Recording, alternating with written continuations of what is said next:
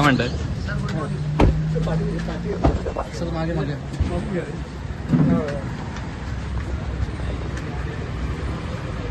जाऊ का मी? Yes sir yes.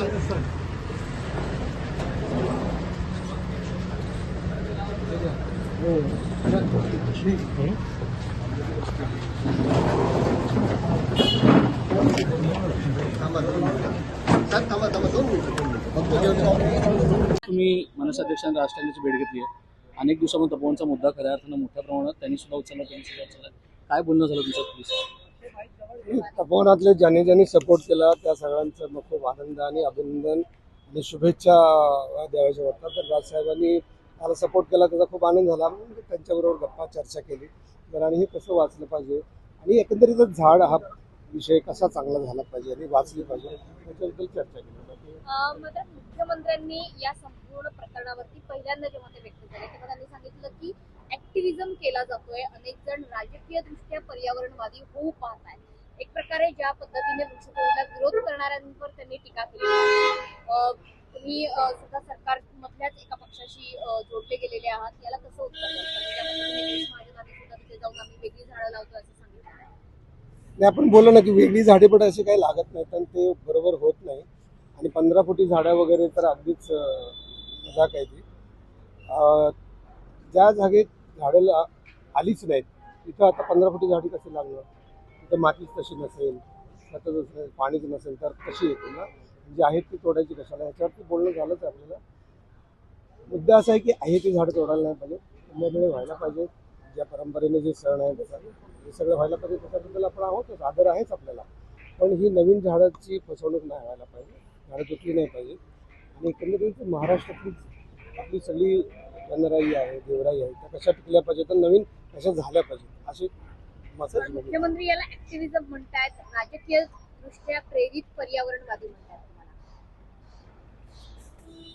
मला झाडाशिवाय बाकी असलं काय कळत नाही. काय म्हणतात त्याच्याबद्दल काय विचार करून काय व्यक्त व्हावा हा काय आपला प्रांत नाही. राज ठाकरेंसोबत नेमकं काय चर्चा झाली?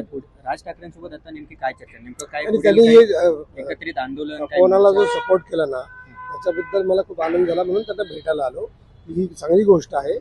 आणि पुढे पण अशी तपोवन अशी झाडं वाचावी त्याच्याबद्दल काय करता येईल, कसं करता येईल याबद्दल. गिरीश महाजन असं म्हटले की मी दोन्ही ठाकरे बंधूंची भेट घेईन, आमचा जो मुद्दा आहे आम्ही काय हे करतोय हे सगळं स्पष्ट मी त्यांच्या ठाकरे बंधूंशी बोलेन. कसं काय गोष्टीकडे तुम्ही बघता?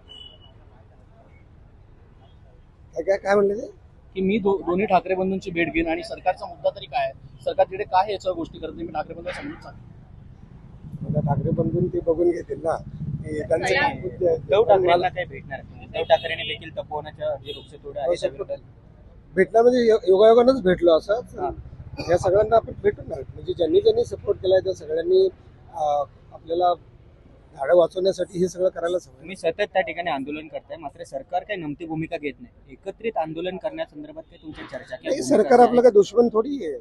आंदोलन करण्याचं म्हणजे त्यांना आपली भूमिका समजलीच पाहिजे आणि झाडं वाचली पाहिजे. एकत्रित काही दोन ठाकरे बंधूंना तुम्ही सर्व एकत्रित घेऊन तुम्ही सर्व पर्यावरणवादी असं झाडासाठी येणारी सगळे आपलीच माणसं आहेत. त्यामुळे जेवढे येतील सगळे येतील ते घेऊन आपल्याला झाडं वाचवायचे आणि झाडं वाढवायची आणि ते आपले खरे आई बाप आहेत असाच आपलं म्हणणं आहे ना. आणि हे सत्यच आहे ना, तोच मुद्दा आपल्याला. अजित पवारांनी तुमची पाठराखण केली, पक्षाची भूमिका ही त्यांच्या बाजूनं आहे, त्याबद्दल तुमचं काय म्हणणं? आणि सगळ्यात महत्त्वाचं कलाकारांना सुद्धा तुम्ही काय आवाहन करणार आहात? आणि अजित पवारांनी उपमुख्यमंत्री म्हणून अधिक ठाम भूमिका घ्यावी असं वाटतंय? नाही, त्यांनी घेतलीच आहे भूमिका. झाडांसाठी त्यांनी सपोर्ट केला हे मला खूप चांगलं वाटलं. आणि सगळेच कलाकारांनी पुढे येऊन बोलायलाच पाहिजे असं काय नाही. सगळ्यांचं मत हेच आहे की झाडं वाचली पाहिजे असं कोण म्हणतील का?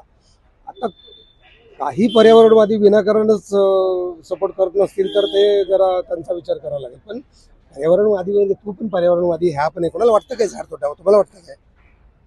काय तोटावं वाटतं का झाड? नाही, कोणालाच वाटणार नाही. साधी गोष्ट आहे, सिंपल आहे यार. मूळ झाड नंतर आपण आहोत. मुख्यमंत्र्यांची तुम्ही काही भेट घेणार? कारण शेवटी सगळा मुद्दा त्यांच्या हातात आहे. गिरीश महाजनांशी बोलणं होत आहे, पण थेट मुख्यमंत्र्यांची भेट घेणार? मला ते एक्झिबिशन सेंटर वगैरे जागा विकली जाऊ नये हे प्रामाणिकपणे वाटतं. ते बहुतेक करणार नाहीतच. तसं होणारच असेल तर मग भेटू. शिंदे साहेब, तुम्ही राज ठाकरेंची जवळपास तासभर चर्चा केलेली आहे, मात्र गिरीश महाजन किंवा सरकारमधील मंत्री जे काही सांगताय की दुसरीकडून 15,000 झाडं आणून आम्ही लावणार आहोत, त्या मुद्द्यावरती राज ठाकरेंचं मत आहे. असं हे शक्य आहे सगळं जगतील नाही जगतील त्यावरती सुद्धा सरकार आहे. नाही हो, गिरीश महाजन समजत नाही हो त्यांना की हे असं नाही करायला पाहिजे हो. अशी एकदम हैदराबादला कशाला झाडं आणायला जायला पाहिजे. महाराष्ट्रात काही फॉरेस्ट डिपार्टमेंट नाही. महाराष्ट्राच्या फॉरेस्ट डिपार्टमेंटला माझा सवाल आहे की तुम्ही अशी मोठी झाडं आपण का नाही तयार करत. आपल्याकडे काय जागा नाहीत का, आपल्याकडे रोपं नाहीत का, माणसं नाहीत का, पैसे नाहीत, काय नाही. हैदराबादला जाऊन आणायची खर्च करायचा आणि त्याचा इथं काही फायदा नाही आहे.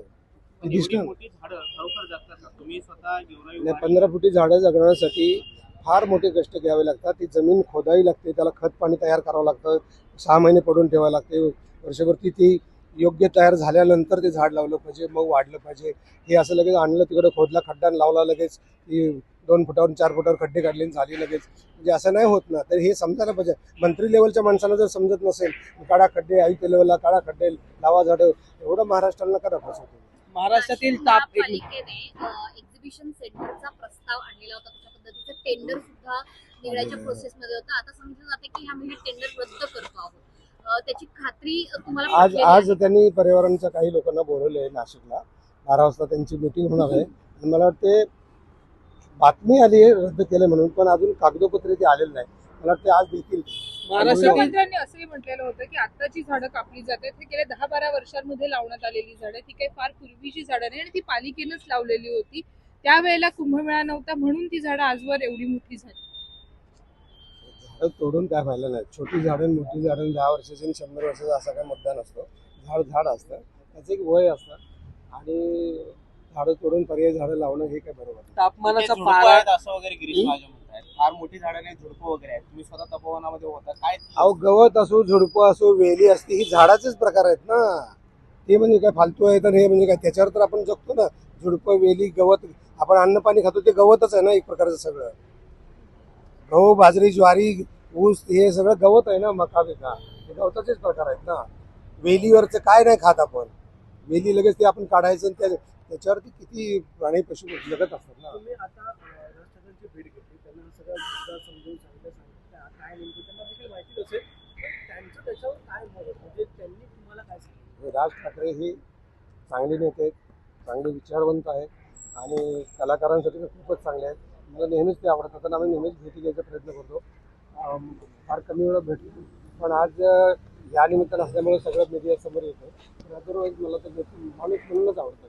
ते काय म्हणाले तुम्हाला या तपोवनाच्या संदर्भात? त्यांचं काय म्हणणं? त्यांनी चर्चा केली की हीच की बाबा आता ही झाडं वाचली तर तुम्ही गेला, धन्यवाद म्हणून तुम्ही गेला, फार आवडलं आणि हे वाचलं पाहिजे, असंच आहे ना. महाराष्ट्रातील तापमान सतत वाढत राहिलेले, प्रदूषणाचा विळखा आहे, तरीही झाडं कापली जातात. ते सरकारला हेच जाणीव आहे की नाही गोष्टीची? ओझोन लेअर डॅमेज झाले. जाणीव आपल्या सगळ्यांनाच असली पाहिजे. तू तुझ्या वयात की झाडं लावलीत का?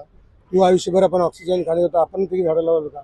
गव्हर्नमेंटने सरकारनं करायचं म्हणजे आपण सगळ्यांनी मिळून करायचं आणि सरकार पण आपलं आपणच त्यांचे आहोत. त्यामुळे आपण सगळ्यांनी मिळून झाडं वाचवली पाहिजे, सगळ्यांनी मिळून झाडं लावली पाहिजे. शेवटचा प्रश्न समाज माध्यमांमधनं नाना पाटेकर असतील, महेश नागपुरे असतील किंवा अण्णा यांना सुद्धा प्रश्न विचारले जात आहेत की नामा फाउंडेशन या बाबतीत पुढे काय येत नाही, अण्णा हजारे अशा वेळी गप्प का आहे.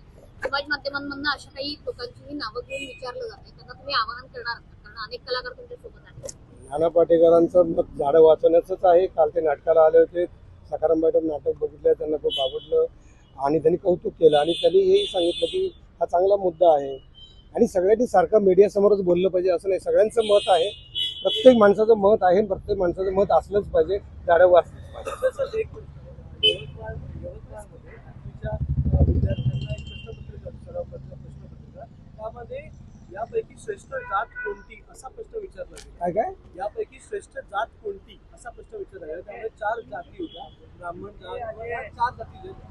तर काय वाटतं विद्यार्थ्यांना अशा प्रकारे प्रश्न विचारला? मला फक्त झाडांबद्दल काय असेल तर विचार, बाकी विचार नको. थँक्यू. थँक्यू. आपण सगळे मिळून झाडं लावूया, सगळे मिळून झाडं वाचूया, हे लक्षात घ्या तुम्ही, आम्ही वेगळे.